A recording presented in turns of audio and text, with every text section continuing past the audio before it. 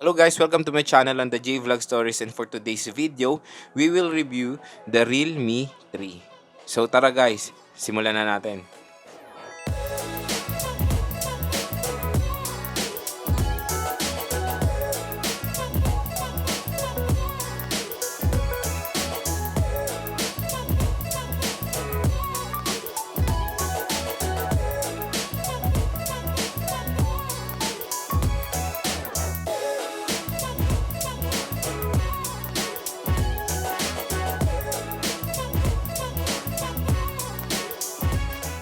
So itong Realme 3 na nasa akin ngayon is ito yung base model nila na merong 3GB RAM at 32GB internal storage. Naging available siya dito sa Philippines noong March 25 at itong base model is Shopee exclusive lang.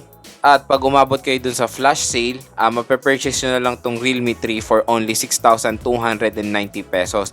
Pero ang official price niya is 6,990 pesos for the base model, 3GB RAM and 32GB ang internal storage. And yung ibang variant niya, ang release date nun is sa April pa. Yung merong 3GB RAM at 64GB ang internal storage at ang price nun is 7,990 pesos. At yung higher model nila is yung 4GB RAM and 64GB ang internal storage at ang price nun is 9,990 pesos.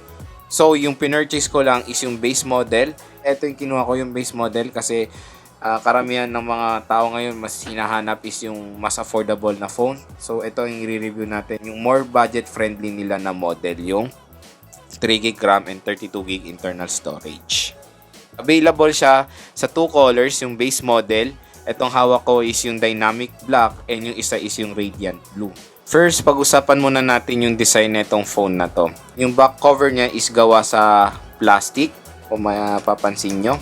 Meron siyang glossy finish. Nagustuhan ko dito yung pagka-design or yung pagka-paint dito sa phone. Meron kasi siyang gradient color na meron black sa taas and sa baba is purple. At pag tinignan nyo siya ng malapitan, meron siyang parang mga glitter effect din. Yan. Na nagpapaganda dun sa back cover ng phone. Gustuhan ko yung design ng back cover netong si Realme 3. And ang disadvantage lang neto guys, take note, fingerprint magnet yung likod niya. Kung mapapansin nyo, ayan. And dahil plastic siya, madali siyang magasgasan. So ingat-ingat lang at lagyan nyo na rin siya ng case. Ilagay nyo na yung libreng jelly case niya for protection na rin. Yan, punasan muna natin yung smudges niya. And one day pa lang sa akin to, meron na tayong nakikitang mga micro scratches dito sa phone. Kaya sobrang dali magasgasan netong phone na to. So yun, ingat-ingat na lang. Baba, nandito ang kanilang logo, Realme. And nakakatuwa, meron siyang fingerprint scanner. Kasi karamihan ngayon ng mga budget phones, ini-eliminate na nila yung fingerprint scanner at nire-replace na nila ng face unlock. For me, mas gusto ko yung fingerprint scanner kasi mas mabilis siya at mas accurate siya compare sa face unlock. And of course, mas secure ang fingerprint scanner. So good news, itong Realme 3, dalawang biometrics niya, isang face unlock at saka isang fingerprint scanner. And budget phone siya, dual camera pa siya. Ayan yung camera niya. Yung placement ng camera niya is vertical. Slim design at magaan siya. Medyo madulas lang siya, kaya ingat-ingat na lang.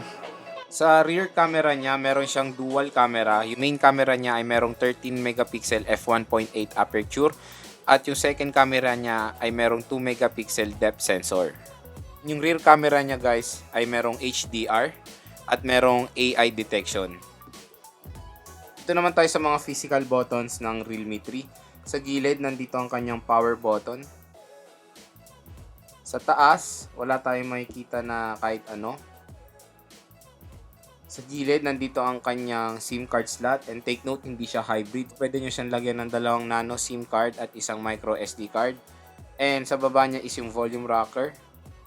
At sa baba, nandito ang kanyang speaker grills, micro USB port, microphone at yung headphone jack.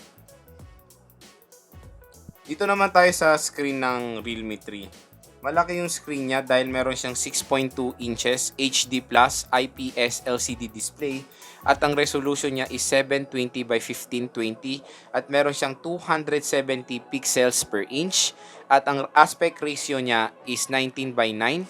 Kung mapapansin nyo, meron siyang notch na halos lahat ng phone ngayon ay meron na.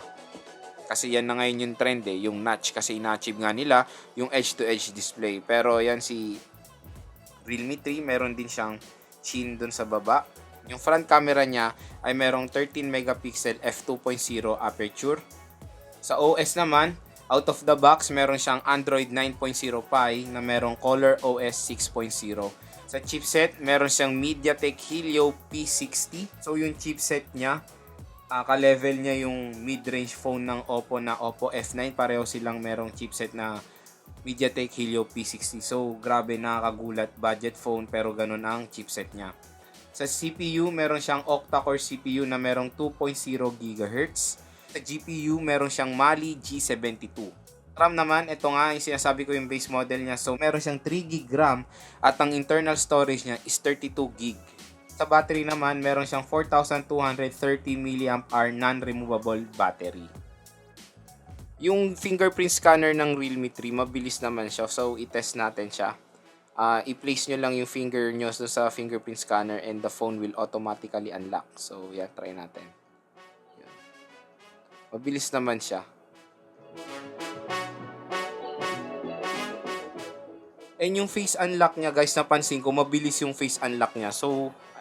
So yan, try natin. Kung mapapansin nyo, hindi pa nagpapakita yung lock screen niya, nag-unlock na yung phone. So, isa pa, open natin sa power button, tapos itututok ko yung face ko. Ayun, biglang nag-unlock kung mapapansin nyo. Napakabilis yung face unlock niya, guys, compare sa mga ibang phone na na-testing ko. Kaya ang ganda nung mga biometrics niya. Mabilis yung face unlock niya and mabilis yung fingerprint scanner niya. Ito naman tayo sa camera app niya. Kung mapapansin nyo, yung rear camera niya is merong HDR. So, naka-auto yung HDR nito. Pwede nyo yan i-off. Para sa akin, mas magandang naka-on yung HDR para mas maganda yung ma-produce na photo. Kung mapapansin nyo, meron din siyang AI scene recognition sa rear camera.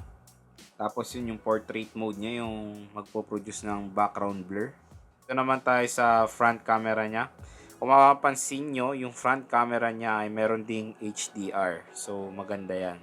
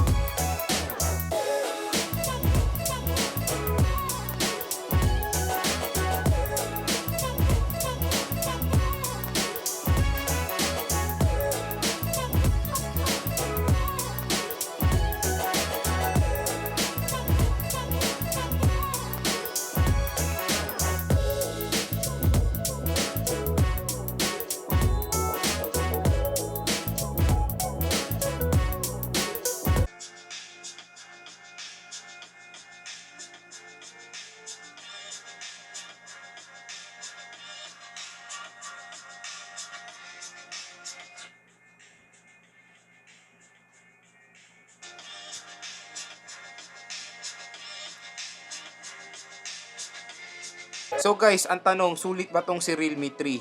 For me guys, ito lang, opinion ko lang to at sa loobin ko. Yes, sulit na sulit talaga yung pera nyo dito sa Realme 3. Unang-una sa lahat, dahil sa camera niya, nakaproduce siya ng mga gandang image quality, harap man or sa likod. Pangalawa, dahil sa biometrics, dalawa ang biometrics na makikita natin dito, fingerprint tsaka face unlock. And hindi lang yun, napakabilis ng dalawang biometrics na yun, grabe. Lalo na dun sa face unlock, ito ata yun nga yung sinabi ko kanina, ito na ata yung pinakamabilis na na-test kong face unlock na budget phone, itong Realme 3. Pangatlo, syempre yung battery niya, mataas yung battery nito, nasa 4,230 mAh. Matagal siya malobat guys nung nag-game test ako. Pang-apat, sa processor niya, nung nag-games ako dito, nag-game test ako, wala akong na-experience na lag or drop frame rate. Lalo na yung mga tines ko nun is yung mga power hungry na game na ROS tsaka PUBG and Mobile Legends. Software niya kasi meron na siyang Android Pie out of the box. And of course, yung RAM niya. Meron siyang 3GB RAM and 32GB internal storage sa price na 7,000 pesos. Kaya yun, sulit na sulit talaga yung pera nyo dito.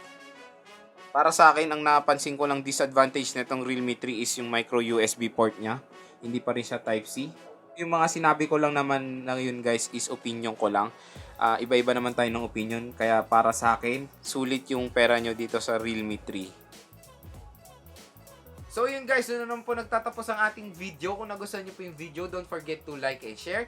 And also subscribe po to my YouTube channel for more upcoming videos. And like me on Facebook at JVlog Stories. At kung gusto nyo po maging updated sa mga aking video, i-click nyo na ang bell icon for notification. Once again, this is Joe from the JVlog Stories and have a great day. Bye!